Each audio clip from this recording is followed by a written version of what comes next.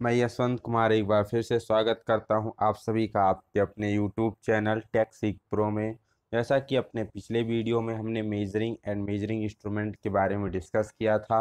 अगर आपने वो वीडियो नहीं देखी तो डिस्क्रिप्शन में लिंक दिया गया है, आप प्लेलिस्ट से भी आप जाकर उस वीडियो को देख सकते हैं। तो इस वीडियो में हम डिस्कस करने वाले हैं एक बहुत ही most important topic cutting tools and operation के बारे में, जिसमें हम किसके बारे में डिस्कस करेंगे तो फाइल के बारे में डिस्कस करेंगे, हेक्सा के बारे में डिस्कस करेंगे, chisel, drill, reamer, counter bore, counter sink, इन सभी ऑपरेशंस के बारे में हम डिस्कस करेंगे। वीडियो को स्टार्ट करने से पहले बता देते हैं यदि अभी तक आपने हमारे चैनल को सब्सक्राइब नहीं किया है तो चैनल को सब्सक्राइब करके बेल आइकन वाला बटन जरूर दबा दें, जिससे कि आपको हर एक वीडियो की नोटिफिकेशन मिलती रहे और चैनल को ज़्यादा से ज़्यादा शेयर और सब्सक्राइब करें। ठीक, तो चलिए वीडियो को स्टार्ट करते हैं। सबसे पहला क्वेश्चन है आज का, होल को फिनिश करने और थोड़ा सा बड़ा करने वाले कटिंग टूल को कहते हैं। एक ऐसा टूल जिसके द्वारा कोई होल ऑलरेडी बना हुआ है, इस होल को क्या करना है, थोड़ा सा बड़ा करना और साथ ही साथ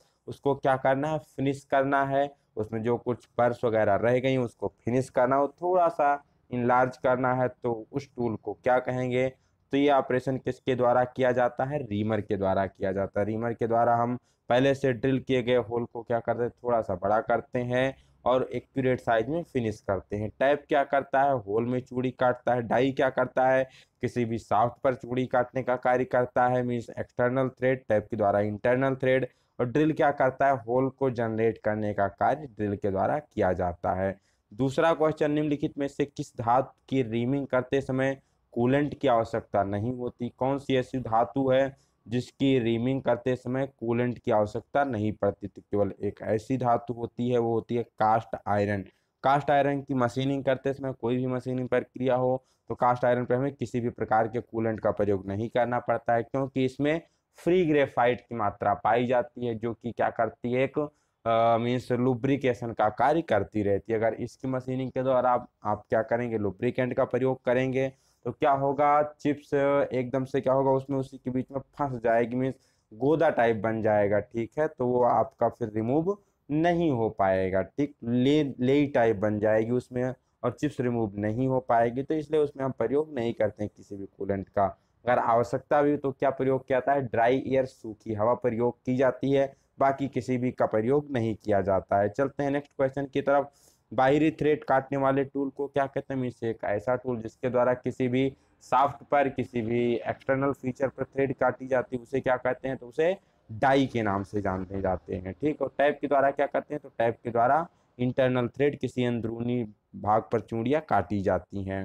नेक्स्ट, खराब हुआ जंग लगी थ्रेड को ठीक करने के लिए निम्नलिखित में से किसका प्रयोग किया जाता है, तो होता है डाई नट। डाई नट बेसिकली क्या होता है, नट के शेप में एक डाई होती है, हेक्सागोनल नट के शेप में क्या होती है, एक डाई होती है, जिसका प्रयोग किया जाता है किसी भी खराब या फिर जंग लगी थ्रेड को रेक्टिफाई करने के लिए, उसे सही करने के लिए बेसिकली इसका प्रयोग किया जाता है। ठीक, चलते हैं नेक्स्ट क्वेश्चन की तरफ।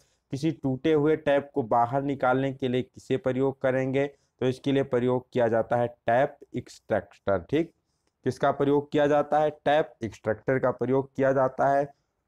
जब भी टैपिंग करते समय किसी भी होल में क्या होता है, टैप हमारा किसी भी कारणवश टूट जाता है, तो उस समय टैप को होल से बाहर निकालने के लिए किसका प्रयोग करते हैं, टैप एक्सट्रैक्टर का प्रयोग करते हैं। चलते हैं नेक्स्ट क्वेश्चन की तरफ। कॉपर या एल्युमिनियम की टैपिंग के लिए किस कूलेंट की सिफारिश की जाती है, चाहे कॉपर की मीन्स क्या करनी हो, रीमिंग करनी हो, टैपिंग करनी हो, या फिर एल्युमिनियम की टैपिंग करनी हो, तो उस समय किसका प्रयोग करेंगे, तो मिट्टी का तेल, केरोसिन ऑयल का प्रयोग किया जाता है। ठीक, सूखा का प्रयोग करते हैं तो सूखा प्रयोग किया जाता है कास्ट आयरन के लिए। लार्ड ऑयल का प्रयोग करते हैं तो जर्नल जैसे माइल्ड स्टील हो गया, माइल्ड स्टील के साथ साथ हाई कार्बन स्टील हो गया, टूल स्टील हो गया, इन सब की मशीनिंग करते समय किसका प्रयोग करते हैं, तो लॉर्ड ऑयल का प्रयोग करते हैं। कॉपर एल्युमिनियम के समय मिट्टी का तेल प्रयोग किया जाता है।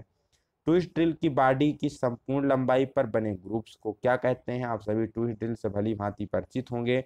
तो ट्विस्ट ड्रिल की जो पूरी बॉडी होती है, उसकी पूरी बॉडी में पूरी लंबाई पर क्या होता है, हेलिक्स ग्रुप बना होता है। ठीक, ग्रुप्स बने होते हैं, तो उन ग्रुप्स को किस नाम से जानते हैं, यही इस क्वेश्चन में पूछा गया। तो उसे क्या कहा जाता है, फ्लूट के नाम से जाना जाता है। ठीक, क्या कहते हैं, उसे फ्लूट के नाम से जानते हैं।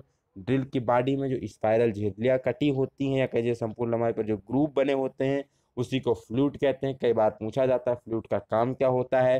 तो इसका सबसे पहला काम होता है कटिंग एज बनाना, क्योंकि उसमें जो कटिंग का कार्य होता है फ्लूट के द्वारा ही होता है। साथ ही साथ चिप्स को आसानी से बाहर निकालता है और कटिंग एज तक कूलेंट पहुंचाने का कार्य भी किसके द्वारा किया जाता है, फ्लूट के द्वारा ही किया जाता है। नेक्स्ट क्वेश्चन, मशीन के स्पिंडल की नोज से टेपर सैंक वाले टूल को निकालने के लिए एक बेज जैसा टूल प्रयोग किया जाता है, उसे क्या कहते हैं। तो जब भी मशीन के स्पिंडल से टेपर सैंक टूल जैसे ड्रिल, रीमर, टैप इन सबको निकालना हो तो किसका प्रयोग करते हैं, तो ड्रिल ड्रिफ्ट का प्रयोग किया जाता है। ऑप्शन नंबर घ यहाँ से सही हो जाएगा। किसका प्रयोग करते हैं, ड्रिल ड्रिफ्ट का प्रयोग करते हैं। नेक्स्ट क्वेश्चन 9 नंबर, एक होल जो कि कंपोनेंट की पूरी गहराई तक आर पार नहीं बनाया जाता उसे क्या कहते हैं, तो इसे ब्लाइंड होल के नाम से जानते हैं। अगर आर पार होल बना है किसी भी कंपोनेंट में किसी भी बॉडी में तो उसे थ्रो होल के नाम से जानते हैं, और अगर होल पूरी गहराई तक नहीं बना है तो इसे किस नाम से जानते हैं, इसे ब्लाइंड होल के नाम से जानते हैं। ये क्वेश्चन हाल ही में जो NFL का पेपर हुआ था उसमें भी पूछा गया था, और नेशनल सीड कारपोरेशन का जो पेपर हुआ था उसमें भी ये सेम क्वेश्चन पूछा गया था। कई लड़कों ने वहां पर क्या टिक किया था, बोर होल पर कई लड़कों ने टिक कर दिया था। तो आपको पता होना चाहिए जो होल पूरी लंबाई तक नहीं बना होता है उसे क्या कहते हैं, उसे ब्लाइंड होल के नाम से जानते हैं। नेक्स्ट क्वेश्चन पूछा गया है, मोस्ट टेपर वाले ड्रिल स्लीबों या सॉकेट, जो भी ड्रिल स्लीब होती सॉकेट होती है मोस्ट टेपर में पाई जाती है।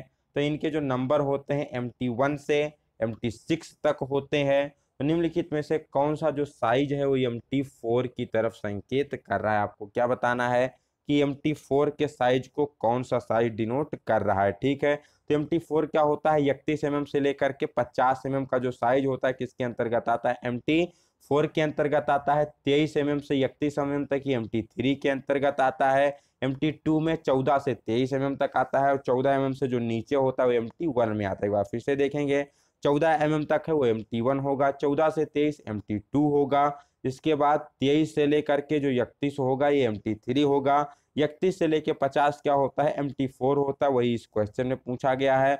और जो MT5 होता है 50 से लेकर 76, 76 से जो ऊपर होता है वो किसके अंतर्गत जाता है, वो MT6 के अंतर्गत जाता है। ठीक, तो चलते हैं नेक्स्ट क्वेश्चन की तरफ। नेक्स्ट क्वेश्चन क्या पूछा गया है, एक प्रोसेस में शार्प एज वाले टूल के द्वारा धातु की सरफेस से बहुत छोटे चिप्स के रूप में धातु को काटा जाता है, तो इसे क्या कहते हैं। जब भी सरफेस से क्या करते हैं हम धातु को बहुत छोटे छोटे रूप में काटते हैं, बहुत स्मॉल स्मॉल चिप्स के रूप में रिमूव करते हैं, तो उसे क्या कहते हैं, तो इस प्रक्रिया को स्क्रैपिंग के नाम से जानते हैं। जो टूल प्रयोग किया जाता है इसे स्क्रैपर कहते हैं। चीजल के द्वारा क्या किया जाता है, तो मेटल की हैवी कटिंग की जाती है। हेक्सा के द्वारा हम क्या करते हैं, मेटल को सेपरेट 2 या अधिक भागों में काटने के लिए प्रयोग करते हैं। रीमर से हम क्या करते हैं, होल को फिनिश करते हैं। और जब सरफेस से धातु को रिमूव करते हैं स्मॉल अमाउंट में तो किसके द्वारा, फाइल के द्वारा किया जाता है और स्क्रैपर के द्वारा किया जाता है। ठीक, नेक्स्ट आप क्वेश्चन यहाँ पर, फाइल का कटिंग एक्शन किस पर निर्भर करता है, कट के प्रकार और दांतों की स्पेसिंग, फाइल दांतों पर व्यवस्था, फाइल का साइज और आकार, या उपरोक्त सभी। तो आपको पता होना चाहिए जो भी फाइल का कटिंग एक्शन होता है उपरोक्त में से सभी पर निर्भर करता है। कट पर भी निर्भर करता है, दांतों की स्पेसिंग में इसके ग्रेड पर भी निर्भर करता है, दांतों की व्यवस्था कहती है, सिंगल कट है, डबल कट है, फाइल का आकार साइज हाफ राउंड है, ट्रेंगुलर है, या फिर कैसा है, स्क्वायर शेप, कौन से शेप में है, साइज उसका क्या 100 mm 200 mm।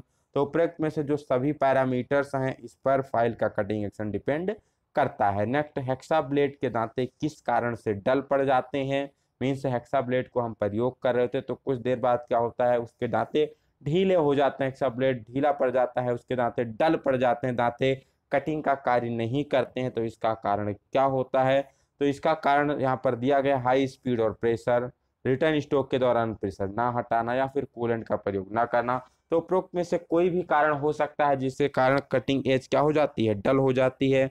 अगर हम हाई स्पीड पर प्रयोग करेंगे हेक्सा ब्लेड को काफ़ी अधिक प्रेशर के साथ तो थोड़ी देर में हेक्सा ब्लेड डल हो जाएगा, या फिर फॉरवर्ड स्ट्रोक और रिटर्न स्ट्रोक दोनों में हम प्रेशर अप्लाई रखेंगे तो भी दांते डल हो जाएंगे। कूलेंट का प्रयोग नहीं करेंगे तो भी दांते क्या हो जाएंगे, गर्मी की वजह से वहां पर हीट जनरेट होगी और दांते खराब हो जाएंगे। तो उपरोक्त में से कोई भी रीजन यहाँ पर सही हो सकता है। ठीक, नेक्स्ट क्वेश्चन की तरफ चलते हैं। फाइल के फेसों को थोड़ा सा कन्वेक्स बनाने के लिए निम्नलिखित में से कौन सा कारण नहीं है, आपको ध्यान से क्वेश्चन को पढ़ना। यहाँ पर पूछ रहा है कौन सा ऐसा ऑप्शन है जो कि उसका कारण नहीं है।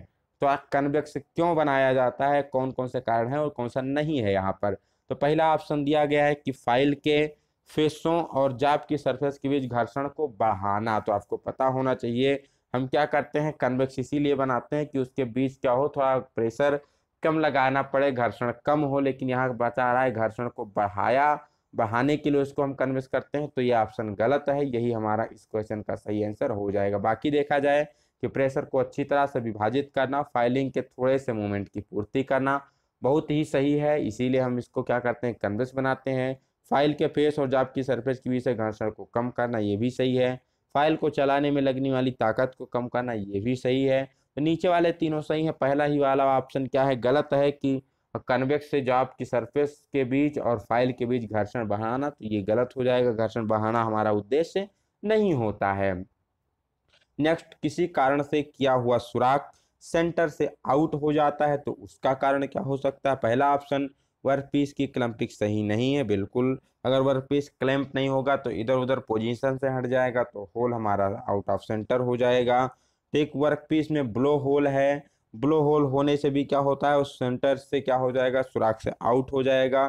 ड्रिल के चीजल एज को सही से बैठाने के लिए सेंटर पंच का निशान नहीं सही से है, गहराई तक नहीं है, तो फिर ड्रिल क्या होगा, अपने स्थान से हट जाएगा और साइज हमारा क्या होगा, सेंटर से आउट हो जाता है। तो उपरोक्त में से कोई भी रीजन हो सकता है कि जो किया गया ड्रिल है वो क्या है, सेंटर से आउट हो गया है। नेक्स्ट, निम्नलिखित में से कौन सा पद नाम फाइल के ग्रेड को इंगित नहीं करता है। ठीक है, तो सबसे पहले आपको पता होना चाहिए कि फाइल अकॉर्डिंग टू ग्रेड के अनुसार कौन कौन सी फाइल होती है। फिर उसके बाद क्या कर सकते हैं, आप इस क्वेश्चन का उत्तर दे सकते हैं। तो ग्रेड के अनुसार बात की जाए तो सबसे पहले होता है रफ फाइल, उसके बाद bastard file, second cut file, smooth file और डेड स्मूथ फाइल। अब निम्नलिखित में से कौन सा ऐसा जो इससे मैच नहीं करा, तो यहाँ पर जो फर्स्ट कट है ये हमारे इससे मैच नहीं करा। तो फर्स्ट कट क्या होता है, कोई भी ग्रेड के अनुसार फाइल नहीं होते। बहुत ही फेमस क्वेश्चन है, हर एक एग्जाम में, टेक्निकल एग्जाम में पूछा ही जाता है। नेक्स्ट क्वेश्चन 17 नंबर, एल्युमिनियम की चिपिंग करने के लिए फ्लैट चीजल का कटिंग एंगल कितना होता है। बहुत ही मोस्ट इंपॉर्टेंट एंगल। अगर आपको किसकी चिपिंग करनी है, एल्युमिनियम की चिपिंग करनी है, तो उस समय जो कटिंग एंगल होता है वो कितना रखा जाता है। तो जनरली ये 30 डिग्री से 35 डिग्री के बीच में इसका कटिंग एंगल रखा जाता है। अन्य मेटल की बात की जाए तो सबसे पहले अगर आप हाई स्पीड स्टील या फिर हाई कार्बन स्टील की कटिंग कर रहे हैं तो वहाँ पर 65 से 70 डिग्री होता है। कास्ट आयरन के लिए 60 डिग्री होता है, माइल्ड स्टील के लिए 55 डिग्री होता है, ब्रास के लिए 50 डिग्री होता है, कॉपर के लिए 45 डिग्री हो जाएगा। सबसे मोस्ट इंपॉर्टेंट एल्युमिनियम के लिए 30 डिग्री या फिर 35 डिग्री हो जाएगा। और ये चीज़ और ध्यान रखना है कि जिसके लिए कटिंग एंगल ज़्यादा होता है उसके लिए एंगल ऑफ इंक्लाइनेशन कम होता है, और जिसके लिए एंगल ऑफ इंक्लाइनेशन ज़्यादा होता है उसके लिए कटिंग एंगल कम होता है। ये चीज़ आपको ध्यान में, सॉरी फॉर डिस्टर्बेंस, थोड़ा एनर्जी कम होने की वजह से थोड़ा एनर्जी लेने के लिए पानी पी रहे थे। तो नेक्स्ट हमारा क्वेश्चन क्या था, यहाँ पर पूछा गया था हमसे कि अगर एल्युमिनियम की चिपिंग करनी है तो फ्लैट चीजल का एंगल कितना होगा, तो 35 डिग्री होगा। चलते हैं नेक्स्ट क्वेश्चन की तरफ। निम्नलिखित में से कौन सा मटेरियल रास्प कट फाइल द्वारा काटा जा सकता है। ठीक है, कौन सा ऐसा मेटल है जिसकी कटिंग के लिए रास्प कट फाइल का प्रयोग करते हैं। तो बहुत ही मोस्ट इंपॉर्टेंट क्वेश्चन, हर एक एग्जाम में आपसे पूछा जाता है रास्प कट फाइल के बारे में, तो ये आपको पता होनी चाहिए। ठीक है, तो रास्प कट फाइल का प्रयोग कहाँ किया जाता है, तो लकड़ी, रबड़ या फिर प्लास्टिक की फाइलिंग के लिए हम किसका प्रयोग करते हैं, रास्प कट फाइल का प्रयोग करते हैं। तो यहाँ पे ऑप्शन में क्या हो जाएगा, लकड़ी हो जाएगा। कई बार पूछा जाता है कि इसके दांते किस प्रकार होते हैं रास्प कट फाइल के, तो दांते इसके उठे हुए व नुकीले होते हैं, और ये किस शेप में पाई जाती है, तो हाफ राउंड शेप में ये पाई जाती है। चलते हैं नेक्स्ट क्वेश्चन की तरफ कि नेक्स्ट क्वेश्चन क्या पूछ रहा है, निम्नलिखित स्क्रैपरों में से किसका प्रयोग बियरिंग बुश पर स्क्रैपिंग करने के लिए किया जाता है। कौन सा ऐसा स्क्रैपर है जिसका प्रयोग हम कहाँ करते हैं, बियरिंग के बुश पर, ठीक है, स्क्रैपिंग करने के लिए करते हैं। या इसी को आप सिंपल शब्दों में कह सकते हैं कि इसी को बियरिंग स्क्रैपर के नाम से जाना जाता है। तो ये कौन सा होता है, तो ये होता है हाफ राउंड स्क्रैपर। इसका प्रयोग कहाँ करते हैं, तो बियरिंग के बुश पर स्क्रैपिंग करने के लिए किया जाता है। नेक्स्ट बात की जाए अगर फ्लैट स्क्रैपर का प्रयोग कहाँ करते हैं, तो इसका प्रयोग फ्लैट सतहों की स्क्रैपिंग के लिए किया जाता है। बड़ी बड़ी जो फ्लैट सतहें होती हैं ट्रेंगुलर स्क्रैपर का प्रयोग कहाँ करेंगे, तो ट्रेंगुलर स्क्रैपर का प्रयोग त्रिभुजाकार शेप में होता है, तो इसलिए इसका प्रयोग कोई छोटा व्यास का छेद है या फिर कोई जटिल कोण है, मीन्स काफी जटिल एंगल है, तो वहां पर एंगल में हमें अगर स्क्रैपिंग करनी है, छोटे छोटे एंगल में या फिर कम व्यास वाले छिद्र की अगर हमें क्या करनी स्क्रैपिंग करनी है, तो यहाँ पर ट्रेंगुलर स्क्रैपर का प्रयोग करते हैं। राउंड स्क्रैपर का प्रयोग कहाँ करेंगे, तो नाम से स्पष्ट है ये राउंड है, तो कोई होल वगैरह की स्क्रैपिंग करने के लिए हम क्या करते हैं, इसका प्रयोग करते हैं। एक यहाँ पर दूसरा स्क्रैपर होता है जिसे हम कहते हैं बुलनोज स्क्रैपर के नाम से, इसका प्रयोग किया जाता है बड़े बियरिंग के सतहों की स्क्रैपिंग करने के लिए, तो ये भी कई बार एग्जाम में पूछा गया है। नेक्स्ट क्वेश्चन की बात की जाए, निम्नलिखित कूलेंट में से किसका प्रयोग एल्युमिनियम और फिश की रीमिंग के लिए करते हैं, तो मिट्टी का तेल प्रयोग किया जाता है, पहले आपको क्लियर कर दिए। डबल कट फाइल का प्रयोग किस पर फाइलिंग के लिए किया जाता है, ये भी बहुत मोस्ट इंपॉर्टेंट है कि जो डबल कट फाइल होती है उसका प्रयोग किसकी फाइलिंग में किया जाता है, तो इसका प्रयोग बेसिकली जो सभी प्रकार के सामान्य मटेरियल होते हैं उसकी फाइलिंग के लिए प्रयोग किया जाता है। अगर सभी प्रकार का सामान्य मटेरियल नहीं दिया गया है तो वहाँ पर आप स्टील की तरफ जा सकते हैं कि जो स्टील वगैरह होते हैं इसकी फाइलिंग के लिए हम डबल कट फाइल का प्रयोग करते हैं। अगर अगला देखा जाए सिंगल कट फाइल, तो सिंगल कट फाइल का प्रयोग बेसिकली सॉफ्ट मेटल जैसे एल्युमिनियम हो गया, ब्रास, ब्रोंज हो गया, उसकी फाइलिंग के लिए करते हैं। कर्व कट फाइल जो होती है उसका प्रयोग कॉपर, टिन, लेड के लिए करते हैं। रास्ट कट फाइल का प्रयोग लकड़ी, चमड़ा, हार्डवुड इन सब की फाइलिंग के लिए, प्लास्टिक की फाइलिंग के लिए प्रयोग किया जाता है रास्ट कट फाइल। ठीक, चलते हैं नेक्स्ट क्वेश्चन की तरफ। फाइल में सेकंड कट क्या है, तो अभी यहाँ पर आपने ऊपर देखा कि सेकंड कट क्या होता है, फर्स्ट कट क्या होता है, तो ये सारी चीजें आपको क्लियर होनी चाहिए। ठीक है, कि कई बार इससे एज इट इज क्वेश्चन पूछे जाते हैं, कई बार दिया जाता है निम्नलिखित में से कौन सा ऐसा ऑप्शन है जो ग्रिड के अनुसार फाइल नहीं है, कौन सी ऐसा ऑप्शन है जो कट के अनुसार फाइल नहीं है। तो सेकंड कट क्या होता है, ये अकॉर्डिंग टू कट के अनुसार फाइल होती है। ठीक है, कट के अनुसार कौन कौन सी फाइल होती है, rough file, bastard file, second cut file, smooth file और फिर डेड स्मूथ फाइल। तो सेकंड कट किसके अंतर्गत आता है, कट के अंतर्गत आता है। यहाँ पर ऑप्शन दिया जाता है फर्स्ट कट, जो कि किसी भी कट के अनुसार फाइल नहीं होती है। फ्लैट चीजल की बॉडी पर प्राय किस आकार की होती है, जो चीजल होती है फ्लैट चीजल प्राय किस आकार में पाई जाती, क्वेश्चन पूछा जा रहा है, तो किस आकार में होती है, जनरली ऑक्टागोनल शेप में होती है। जो ही हमारी चीजल्स होती हैं, सिंपल जो फ्लैट चीजल होती है किस शेप में होती है, ऑक्टागोनल होती है। अगर ऑक्टागोनल ऑप्शन में नहीं है तो आप हेक्सागोनल की तरफ भी जा सकते हैं। किस मेटल की बनाई जाती है, हाई कार्बन स्टील या हाई स्पीड स्टील की बनी होती है। वैसे बेसिकली दो प्रकार की होती है, एक होती है कोल्ड चीजल, एक होती है हॉट चीजल। इनका बेसिकली एंगल पूछा जाता है, तो कोल्ड चीजल का एंगल 60 डिग्री होता है और यह प्रयोग किया जाता है वर्कशॉप में। जो हॉट चीजल होती है इसका पॉइंट एंगल 30 डिग्री होता है, यह ब्लैक स्मिथी वर्कशॉप में प्रयोग की जाती है। नेक्स्ट क्वेश्चन की तरफ चलते हैं, कीबे काटने वाली कौन सी चीजल होती है, कौन सी ऐसी चीजल है जिसका प्रयोग कीबे काटने के लिए किया जाता है, तो ये कौन सी चीजल होती है, क्रॉस कट चीजल होती है। आपको ध्यान रखना है कौन सी चीजल, क्रॉस कट चीजल, और इसी का दूसरा नाम क्या होता है, कैप चीजल होता है। इसका प्रयोग कीबे काटने के लिए, स्लॉट काटने के लिए किया जाता है। फ्लैट चीजल का प्रयोग कहाँ करते हैं, तो जनरली चिपिंग ऑपरेशन में किया जाता है। नेक्स्ट, अगर डायमंड पॉइंट चीजल के बारे में पूछा जाता है तो इसका प्रयोग किनारों को चौरस करने के लिए किया जाता है। अगर राउंड नोच चीजल, हाफ राउंड नोच चीजल का प्रयोग पूछा जाए तो आयल ग्रुप वगैरह बनाने के लिए हाफ राउंड नोच चीजल का प्रयोग करते हैं। नेक्स्ट क्वेश्चन, स्नैगिंग एक प्रक्रिया है जिसका प्रयोग धातु को हटाने के लिए किया जाता है, किससे रिलेटेड है, तो स्नैगिंग किससे रिलेटेड है, तो ये ग्राइंडिंग की प्रक्रिया से रिलेटेड। जब वेल्डिंग वगैरह के बाद हम क्या करते हैं, अतिरिक्त धातु को हटाते हैं तो उसे क्या कहते हैं, स्नैगिंग कहते हैं। तो किससे रिलेटेड होती है, ये ग्राइंडिंग से रिलेटेड होती है।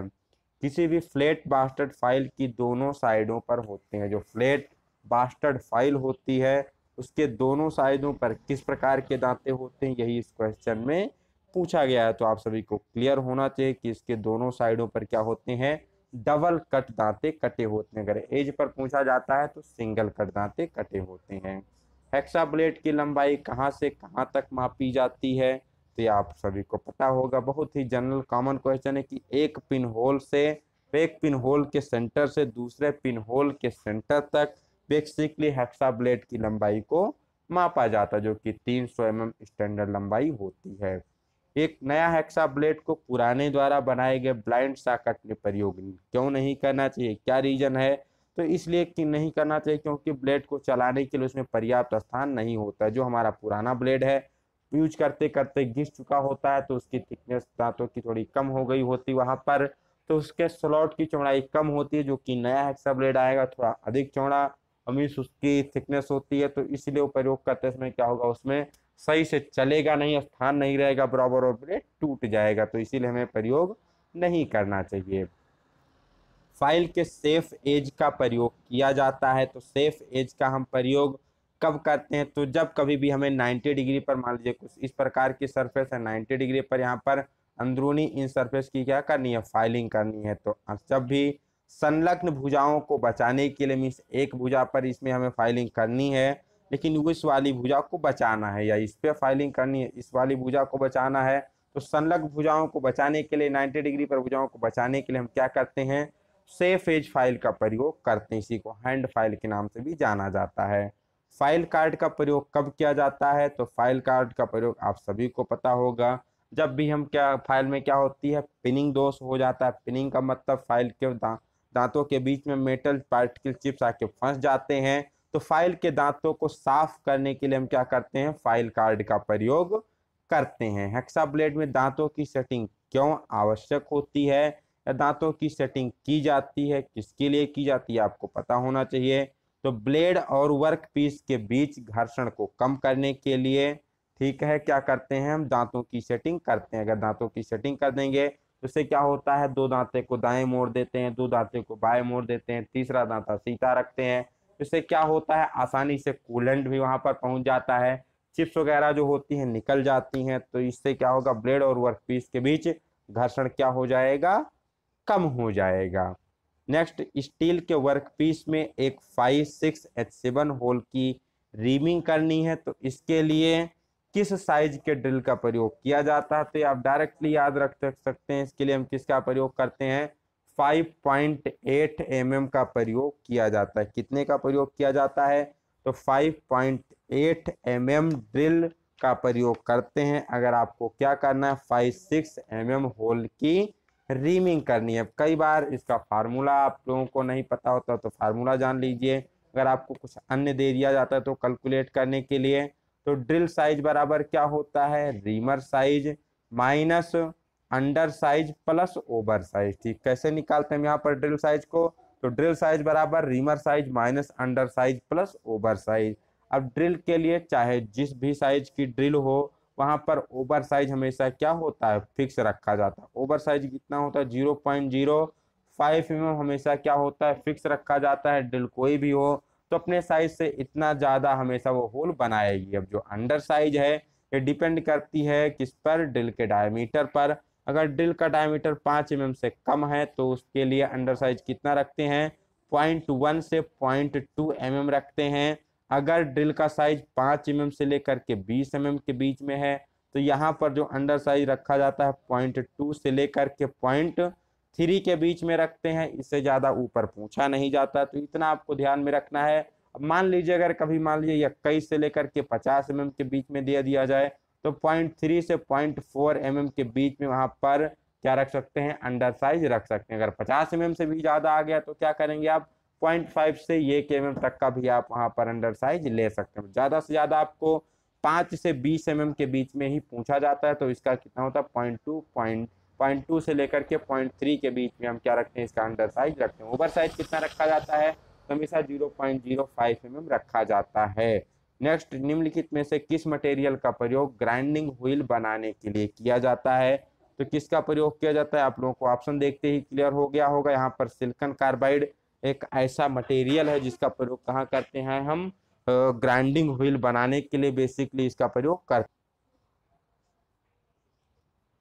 Sorry for disturbance. तो हम लोग कहाँ थे कि निम्नलिखित में से किस मटेरियल का प्रयोग ग्राइंडिंग व्हील बनाने के लिए किया जाता है? तो ये होती है सिलिकॉन कार्बाइड। नेक्स्ट क्वेश्चन की तरफ चलते हैं कि स्पॉट फेसिंग की जाती है, तो स्पॉट फेसिंग क्यों करते हैं ये आपको क्लियर होना चाहिए। तो स्पॉट फेसिंग बेसिकली क्या होती है, जब भी जहाँ पर हम होल वगैरह करते हैं तो उसके ऊपर वाशर फिट करना होता है, उसके बाद हम नट बोल्ट लगाते हैं तो यहाँ पर सरफेस क्या होनी चाहिए, फ्लैट होनी चाहिए, जिससे बोल्ट वगैरह क्या हो सके, आसानी से बैठ सके। तो आप कह सकते हैं सिंपल शब्दों में कि सरफेस को फ्लैट बनाने के लिए, जिससे कि बोल्ट का हेड सरफेस पर आसानी से बैठ सके, तो इसके लिए कौन सी प्रोसेस की जाती है, तो ये होती है स्पॉट फेसिंग। नेक्स्ट क्वेश्चन पूछा गया है M5 टैप द्वारा टाइपिंग करने के लिए आप किस साइज का ड्रिल प्रयोग करेंगे। सेम क्वेश्चन पूछ लिया गया कि M5 द्वारा आपको टैप करना है तो कौन सा ड्रिल प्रयोग करेंगे। तो यहाँ पर आपको टैप ड्रिल साइज निकालना भी आना चाहिए, ठीक है। बेसिकली वैसे टैप ड्रिल साइज निकालने के लिए फार्मूला अलग होता है, बट यहाँ पर जब M10 के नीचे दिया जाता है तो हम क्या करते हैं, थंब रूल का प्रयोग करके उस टैप ड्रिल साइज को हम 0.8 से गुणा कर लेते हैं। तो अगर आप 5 को 0.8 से गुणा करेंगे तो कितना आ जाएगा, 4 mm आ जाएगा। तो M5 की टाइपिंग के लिए किसका प्रयोग किया जाता है, 4 mm वाले ड्रिल साइज का प्रयोग करते हैं। वैसे फार्मूला क्या होता है, तो टैप ड्रिल साइज बराबर होता है tap size minus 2 into D, जहां पर डी क्या होता है, एक बार फिर से देखेंगे, टैप ड्रिल साइज बराबर क्या होता है, tap size minus 2 into D, जहां डी बराबर क्या होता है, 0.61 इंटू पी होता है, ठीक है। किसके लिए यह होता है, मीट्रिक के लिए, ब्रिटिश के लिए 0.63 हो जाता है, ये आपको ध्यान में रखना है। पी बराबर क्या होता है, 1/, नंबर ऑफ थ्रेड पर इंच। नेक्स्ट, फ्लैट चीजल की कटिंग के एज पर थोड़ी सी कन्वेक्सिटी बनाई जाती है। तो इस कन्वेक्सिटी के बनाने का क्या कारण होता है, तो कन्वेक्सिटी इसलिए बनाई जाती है कि कटिंग एज के जो सिरे हैं वो धातु में क्या हो, धंसे ना, धातु में उनको धंसने से रोका जा सके, इसीलिए कटिंग एज पर क्या होती है, हल्की सी वहां पर कन्वेक्सिटी बनाई जाती है। नेक्स्ट, ट्विस्ट ड्रिल की पॉइंट एंगल किस पर निर्भर करता है, तो ट्विस्ट ड्रिल का जो बेसिकली पॉइंट एंगल होता है वो ड्रिल की जाने वाली धातु पर निर्भर करता है कि किस मटेरियल की हमें ड्रिलिंग करनी है। उसके अनुसार हम क्या करते हैं, पॉइंट एंगल का चुनाव करते हैं। जैसे कि मान लो अगर आपको किसकी ड्रिलिंग करनी है, बहुत हार्ड मेटल की ड्रिलिंग करनी है, तो यहाँ पर क्या होगा, पॉइंट एंगल ज़्यादा होगा। अगर आपको सॉफ्ट मेटल की ड्रिलिंग करनी है तो यहाँ पर पॉइंट एंगल क्या हो जाता है, कम हो जाता है। तो ये कुछ चीज़ें होती हैं जो आपको ध्यान में रखना है। जैसे कास्ट आयरन हो गया, मेलेबल कास्ट आयरन हो गया, या फिर उसके लिए कितना रखेंगे, तो ये सब सामान्य मेटल हैं। माइल्ड स्टील हो गया तो सामान्य मेटल है, इसके लिए 118 डिग्री रखा जाता है। इसी पर हार्ड मेटल स्टेनलेस स्टील हो जाए, हाई कार्बन स्टील हो जाए, हाई स्पीड स्टील हो जाए, तो इसके लिए 130 140 डिग्री रखेंगे। इसी प्रकार अगर काफ़ी सॉफ्ट मेटल आ जाए, जैसे कि प्लास्टिक हो गया, रबर हो गया, तो उसके लिए किसका प्रयोग करेंगे, तो उसके लिए 80 डिग्री के हम पॉइंट एंगल का प्रयोग कर लेते हैं। तो इस प्रकार से जो पॉइंट एंगल होता है किस पर डिपेंड करता है, ड्रिल की जाने वाली धातु पर वो डिपेंड करता है। साधारण कार्यों के लिए ट्विस्ट ड्रिल का मान कितना होता है, तो 118 डिग्री ट्विस्ट ड्रिल के पॉइंट एंगल का मान रखा जाता है। कटिंग लिप के पीछे की ओर दिए गए रिलीफ एंगल को क्या कहते हैं, तो जो हमारे ड्रिल होती है उसमें कटिंग एंगल होता है। कटिंग एंगल के पीछे की तरफ जो वहाँ पर रिलीफ दिया जाता है उसे किस नाम से जानते हैं, तो उसे लिप क्लियरेंस एंगल के नाम से जानते हैं। जो भी कटिंग लिप के पीछे जो क्लियरेंस होता है उसी को क्या कहते हैं, लिप क्लियरेंस एंगल के नाम से जानते हैं। ये चीज़ें आप ध्यान में रखेंगे, ठीक। तो इससे क्या होता है, हमारा जो ड्रिल होता है मिसजाब में घर्षण नहीं करता है, उसका भाग जो पूरी बॉडी होती है उसमें घर्षण नहीं करती है। नेक्स्ट, एक हैंड रीमर द्वारा 10 mm व्यास वाले होल को फिनिश करना है। रीमिंग के लिए आवश्यक होल का साइज क्या होगा, तो यहाँ पर आपको क्या है, यहाँ पर आपको आना चाहिए पूरा प्रॉपर फार्मूला, जो कि आपको हमने थोड़ी देर पहले बताया था कि अगर आपको क्या निकालना है, रीमर साइज निकालना है, ड्रिल साइज निकालना है, तो कौन सा फार्मूला का प्रयोग करेंगे। तो यहाँ पर रीमर साइज आपको 10 mm दे रखा है, निकालना क्या है आपको, ड्रिल साइज निकालना है। तो ड्रिल साइज बराबर क्या होता है, रीमर साइज। रीमर साइज में से माइनस किसको करना है, एक मिनट, ड्रिल साइज बराबर क्या होगा, रीमर साइज। रीमर साइज में से माइनस किसको करना है, अंडर साइज। अब अंडर साइज आपको पता है अकॉर्डिंग टू डायमीटर, अब 10 mm डायमीटर है तो 0.2 से 0.3 के बीच में ले सकते हैं। हमने क्या ले लिया, 0.2 ले लिया। प्लस में क्या लेना है, ओवर साइज। ओवर साइज हमेशा 0.05 ली जाती है, तो यहाँ पर क्या करना है, 10 में से आपको घटाना है 0.25। तो 10 में से 0.25 घटाएंगे तो 9.75 निकल के आ जाएगा। तो अगर 10 mm रीमर द्वारा 10 mm व्यास के होल की फिनिश करनी है तो उसके लिए ड्रिल साइज क्या होगा, तो 9.75 mm उसके लिए क्या हो जाता है, आवश्यक ड्रिल साइज हो जाता है।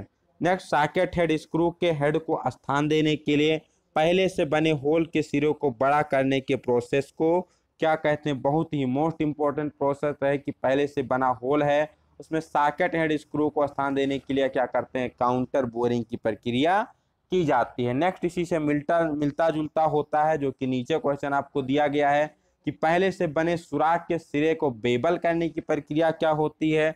जब सिरे को हम क्या करते हैं? कुछ इस प्रकार से बेबल करते हैं तो उसकी प्रक्रिया क्या कहलाती है? काउंटर सिंकिंग कहलाती है। तो दोनों में बहुत माइनर सा डिफरेंस है कि सिरे को बेबलिंग करना है तो काउंटर सिंकिंग कहलाएगा, सॉकेट हेड स्क्रू को स्थान देना है तो क्या कहलाएगा? काउंटर बोरिंग कहलाएगा। नेक्स्ट, चिपिंग करते समय क्लियरेंस एंगल किसके बीच का एंगल होता है? तो ये भी आपको ध्यान में रखना है। सॉरी फॉर डिस्टर्बेंस फ्रेंड्स, आज कुछ बीच बीच में थोड़ी सी बहुत डिस्टर्बेंस हो जाती है, कुछ नेटवर्क इशू आ जाता है बीच में। तो हम क्या डिस्कस कर रहे थे कि काउंटर बोरिंग क्या होती है, काउंटर सिंकिंग क्या होती है। जब भी सॉकेट हेड स्क्रू को स्थान देना होता है तो क्या कहलाती है? काउंटर बोरिंग कहलाती है। सिरे को बेबलिंग करना होता है तो क्या कहलाती है? काउंटर सिंकिंग कहलाती है। नेक्स्ट की तरफ चलते हैं। चिपिंग करते समय क्लियरेंस एंगल किसके बीच का कोण होता है? तो आप सभी को पता है क्लियरेंस एंगल, रैक एंगल और पॉइंट एंगल क्या क्या होता है, इसको हम नीचे फिगर द्वारा भी समझाएंगे। बहरहाल अभी आप यहाँ समझ लीजिए, जो जॉब की वर्किंग सरफेस होती है और चीजल की कटिंग एज की बॉटम सरफेस होती है, उसके बीच का एंगल क्या होता है? चिपिंग एंगल होता है। मान लीजिए ये हमारी जॉब की क्या है? मीन्स जॉब की वर्किंग सरफेस है, ये उसके परपेंडिकुलर सरफेस है। यहाँ पर हमारा क्या है? कोई कटिंग टूल काम कर रहा है, तो यहाँ पर जो कटिंग टूल की बॉटम सरफेस है और जॉब की वर्किंग सरफेस है, इसके बीच का जो ये एंगल होगा इसी को क्या कहेंगे? क्लियरेंस एंगल के नाम से जानेंगे। जॉब की जो टूल की ऊपरी सरफेस और उसके मीन्स वर्किंग सरफेस के जो परपेंडिकुलर सरफेस, इसके बीच के एंगल को रैक एंगल के नाम से जानते हैं। तो इस पर हम बाद में डिस्कस करने वाले हैं डिटेल में फिगर के साथ। तो पतले सेक्शन की मोटाई वाले ट्यूबों को काटने के लिए किस पिच वाले हेक्सा ब्लेड का प्रयोग किया जाता है? बहुत ही मोस्ट इंपॉर्टेंट क्वेश्चन, जो कि हर एक एग्जाम में पूछा ही जाता है। तो इस क्वेश्चन को आप बहुत ही ध्यान से देखेंगे कि कई बार इससे एग्जाम में पूछा गया है। क्या पूछा जाता है कि जब भी आपको पतले सेक्शन वाली ट्यूब को काटना है, ठीक, ट्यूब है तो उसका ऑलरेडी आपको पता है कि सेक्शन क्या होगा? पतला होगा। तो पतले ट्यूब को काटने के लिए हेक्सा ब्लेड की जो पिच होती है वो कितनी रखी जाती है? किस पिच वाले हेक्सा ब्लेड का प्रयोग करते हैं?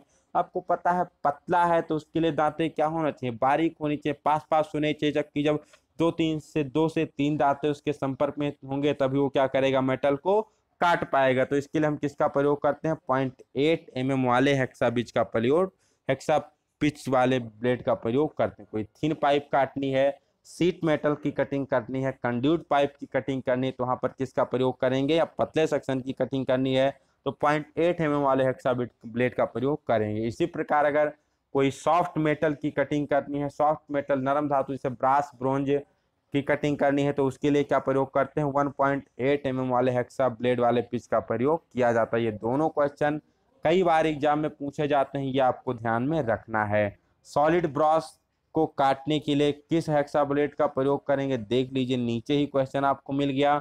जब भी ब्रास ब्रोंज की बात की जाए तो ये सॉफ्ट मेटल के अंतर्गत आ जाते हैं, सॉलिड मटेरियल कहा जाए तो उसको काटने के लिए किसका प्रयोग किया जाता है? तो 1.8 mm वाले हेक्सा ब्लेड वाले पिच का प्रयोग यहाँ पर कर लिया जाता है। 46 नंबर क्वेश्चन की बात करते हैं। मशीन के स्पिंडल से टेपर शंक ड्रिल को निकालने के लिए किसका प्रयोग किया जाता है? तो ड्रिल डिप्थ का प्रयोग किया जाता है। ऊपर ही हमने इसके बारे में समझा था। नेक्स्ट चलते हैं। नेक्स्ट क्वेश्चन क्या पूछा गया है कि मशीन के स्पिंडल पर ड्रिल चकों को किस साधन द्वारा होल्ड करते हैं? बहुत ही मोस्ट इंपॉर्टेंट क्वेश्चन है, ठीक है। Drill chucks in the machine spindle are held by the means of, किसके द्वारा? तो ये आर्बर के द्वारा पकड़े जाते हैं। आर्बर एक ऐसी युक्ति होती है जो क्या करती है? ड्रिल चकों को मशीन के स्पिंडल पर पकड़ने का कार्य करती है। डाई के द्वारा 2 mm पिच वाली M16 थ्रेड काटने के लिए राउंड बार का ब्लैंक साइज क्या होना चाहिए? बहुत ही मोस्ट इंपॉर्टेंट क्वेश्चन। जब आपको क्या निकालना है? कोई भी बार छड़ है उसका ब्लैंक साइज निकालना है। तो ब्लैंक साइज क्या होता है? यहाँ पर जो भी आपको मेजर डायमीटर दिया गया है इसमें से क्या करना है? पिच बाई 10 को माइनस कर देना है। तो हमारा एम मीन्स मेजर डायमीटर कितना दिया गया? 16 mm दिया गया। इसमें से पिच कितनी दी गई है, 2 दी गई है, 2 को 10 से डिवाइड करेंगे तो 0.2 हो जाएगा। 16 में से 0.2 को माइनस करेंगे तो कितना आ जाएगा, 15.8 mm आ जाएगा। तो फार्मूला क्या होता है, ब्लैंक साइज बराबर होता है major diameter minus P/10, pitch by 10। बहुत ही आसान है। कई बार लड़के क्या करते हैं, 16 में से 2 को घटा के 14 mm टिक कर देते हैं, तो वहां पर क्या हो जाता है, गलत हो जाता है। आपको ध्यान रखना है कि पिच को 10 से डिवाइड करके माइनस कर देना है। ड्रिल स्लीव का प्रयोग तब किया जाता है जब ड्रिल की टेपर सैंक होती है। तो किस कंडीशन में, जब मशीन के स्पिंडल से क्या होती है, ड्रिल का साइज छोटा होता है, तो वहां पर किसका प्रयोग करते हैं, स्लीव का प्रयोग करते हैं। और जब मशीन के स्पिंडल से क्या होता है, बड़ा होता है उसका साइज, तो किसका प्रयोग किया जाता है, तो उस कंडीशन में सॉकेट का प्रयोग किया जाता है।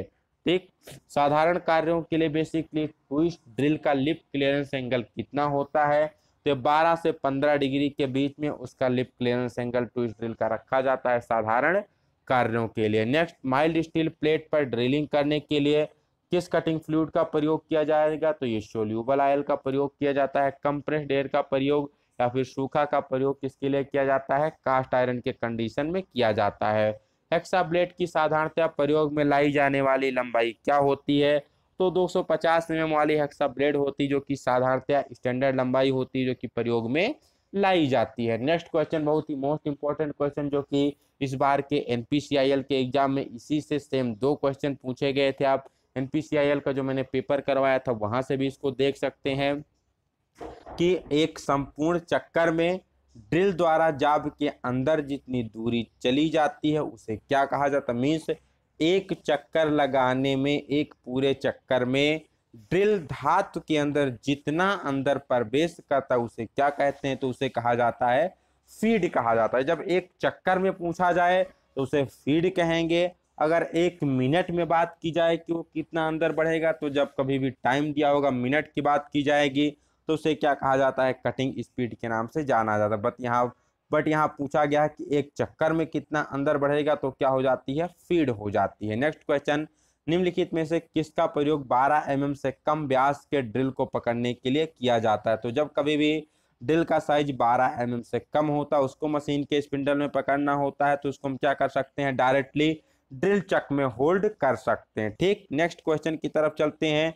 फीड की दर किस पर निर्भर करती है, तो फीड की दर फिनिश पर भी निर्भर करती है, ड्रिल की धातु, टूल की धातु पर भी निर्भर करती है, ड्रिल के जाने वाले धातु पर भी निर्भर करती है। तो उपरोक्त में से सभी पर क्या होती है, फीड की दर निर्भर करती है। ये बहुत ही मोस्ट इंपॉर्टेंट क्वेश्चन है, सेलेक्टेड क्वेश्चन है, जो कि हर एक एग्जाम में आपको इसी से क्वेश्चन मिल जाएगा। जो UPRVNL का आपका पेपर होने वाला 150 नंबर, आप अगर हमारी इन सभी क्लासेस को 2 से 3 बार देख कर जाते हैं तो 150 में से 140 प्लस क्वेश्चन आपको यहीं से मिलने वाले हैं। ठीक, चलते हैं नेक्स्ट क्वेश्चन की तरफ। मशीन रीमर के द्वारा होल की रीमिंग करने के लिए कटिंग स्पीड व फीड का चयन करने का निम्नलिखित में से कौन सा साधन नहीं है, मीन्स कौन सा ऐसा फैक्टर है जो कि डिपेंड नहीं करता है कि किस प्रकार से फीड, किस प्रकार से स्पीड का चयन किया जाना चाहिए।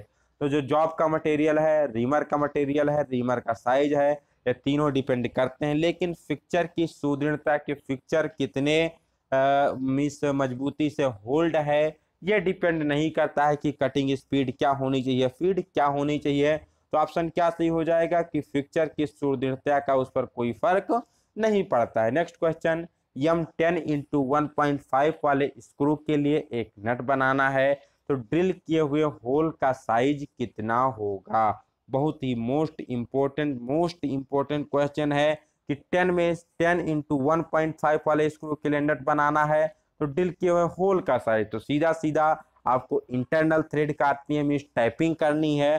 तो यहाँ पर आपको टैप साइज 10 × 1.5 का मतलब क्या है, कई बार ये पूछा जाता है।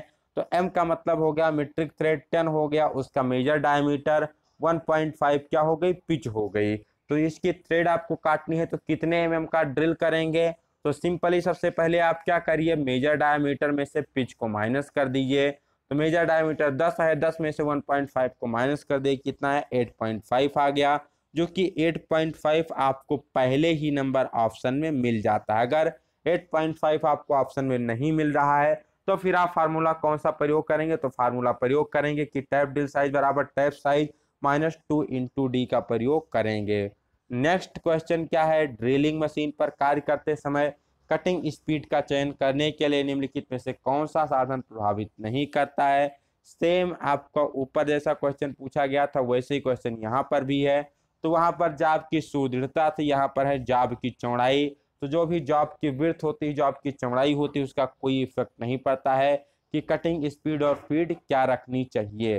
नेक्स्ट क्वेश्चन, रीमर के दांतों और उसकी स्पेसिंग को इस प्रकार से डिजाइन किया जाता है कि वे सुराखों को अधिक परिशुद्धता में अच्छी सरफेस फिनिश दे सकें।